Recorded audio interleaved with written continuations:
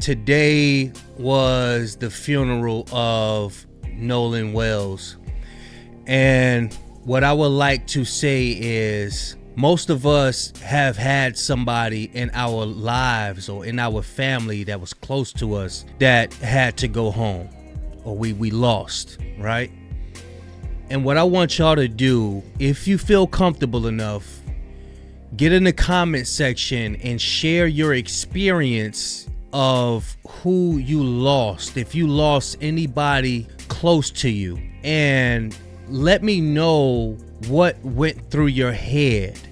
Because sometimes or many times we have the question of, why, God, did you take him or her away from me so soon? Why did you leave me to fend for myself? This family member, mother or father, child, brother, sister, this was my best friend. Why, God? Why did you do this? And we're going to react to some clips from the funeral, and after that I'm going to share my story on how when I was 9 years old, how I lost my brother. And the reason why I want everybody to speak about this is because God's intentions is not a mistake. Sometimes he may call people to bring the best out of us that's on earth. And being as though that a lot of us may not believe in the spiritual realm, we only believe in the worldly, in the earth. We don't think that we will ever unite with these family members or loved ones ever again. Also, there are many reasons why he do things that he do, and we'll never understand it until it's our time. But we're going to react to some clips from the funeral, and I'll be back at the end with my commentary. Check it out, y'all. There are those that are so full of hate that they would send hate messages to the house of these parents.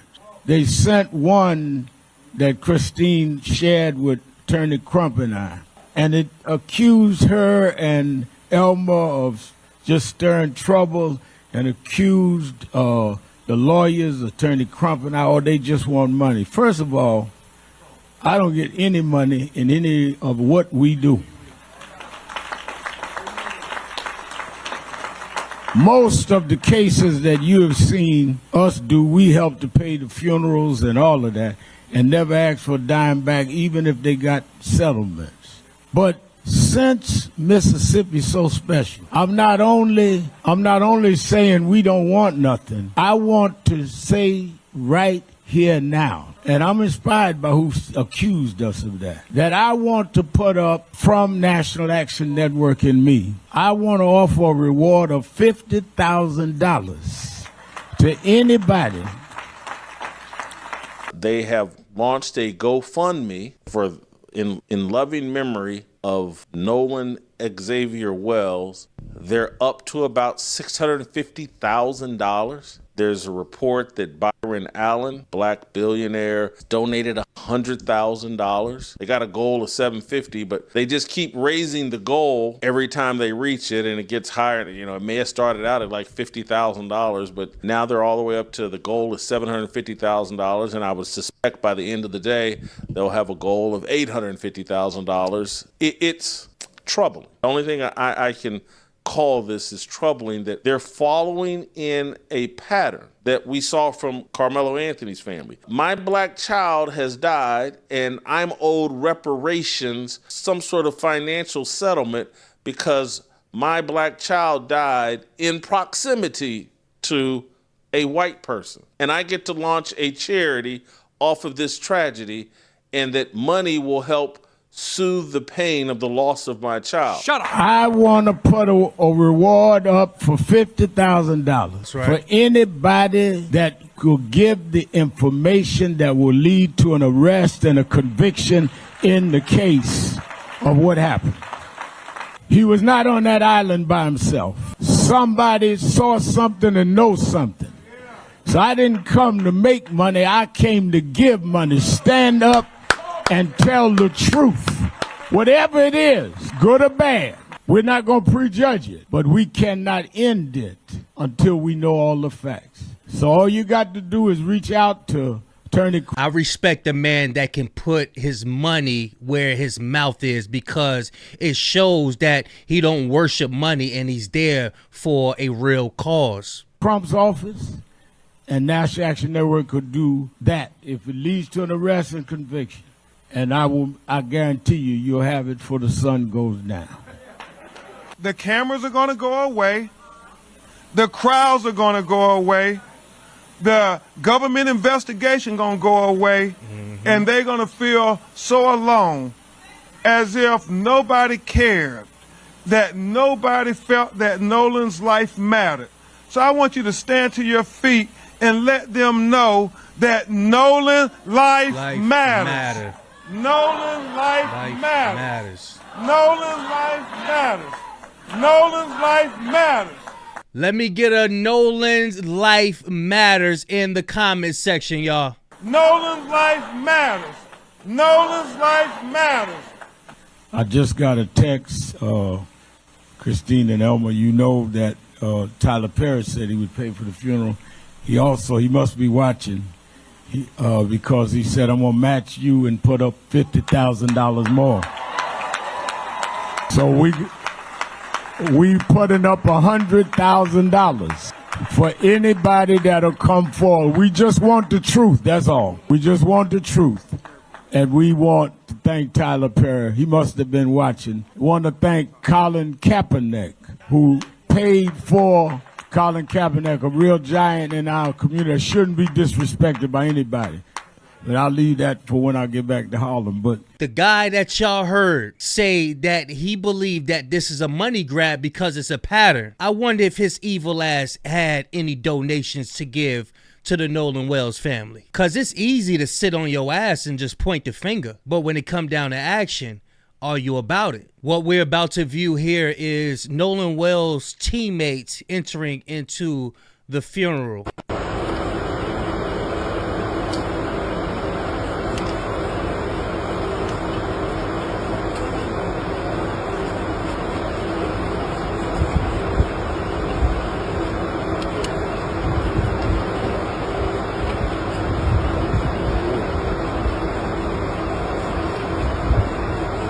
This is our future, y'all. Healthy black men sticking together. But not only that, we could talk about, how good football and basketball and all the sports are all we want to. We've been doing it for years. But men that been there, done that, such as myself, to not only concentrate on the physical, but the spiritual as well. And spread the knowledge so brothers that's up and coming could start to develop the wisdom that they need in life, y'all, because we have to be honest. I know our people don't like to hear stuff like this, but basketball, football, all those sports, those are Greekish and Roman customs. Those aren't our customs. Our customs is a spiritual custom. Our custom is being wise, because we're the descendants of God. We're God's sons. He often told us that one day he wanted to have 3 daughters that he would name Sophia, Charlotte, and Olivia.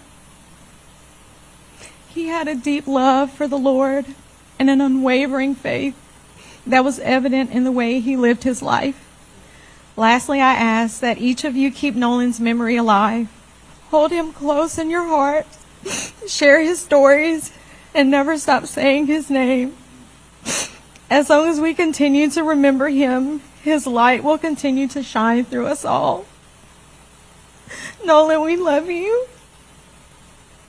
We'll continue to fight for you. Yes. And until we meet again, and thank you all for coming. Thank you. You wanted to be the best, so I poured all my knowledge into you that I could by taking you to the gym to work out, taking you to the beach to do drills in the sand, teaching you how to watch film, how to study your opponent's strengths and weaknesses. And you carried these teachings all the way through high school and had an amazing run. Also during that time, you made a lot of friends. You helped a lot of people, and you became well liked by many. It really warmed me and your mother's heart when we would get a phone call or an email from a teacher talking about something that you did for a fellow student. All the teachers love Nolan. And today it just shows us how much he meant to the community, to the country, and to the world.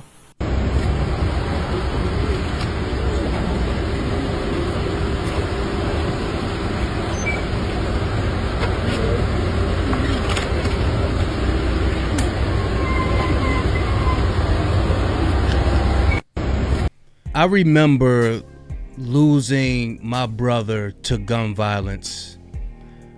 This was 96, maybe 95, 96. I was 9 years old. And my brother, when he passed, he was maybe 16, 15. And like I said, I'm sharing this because I learned from the lessons in my life, and I try to get the positive angle out of situations as much as possible. So I just remember, being in the house and I'm hearing my father on the phone. Somebody shot my son in the head. I'ma do this, I'ma do that, I'ma find whoever did this. And him storming out the house. I believe he had a bat in his hand, if I'm not mistaken.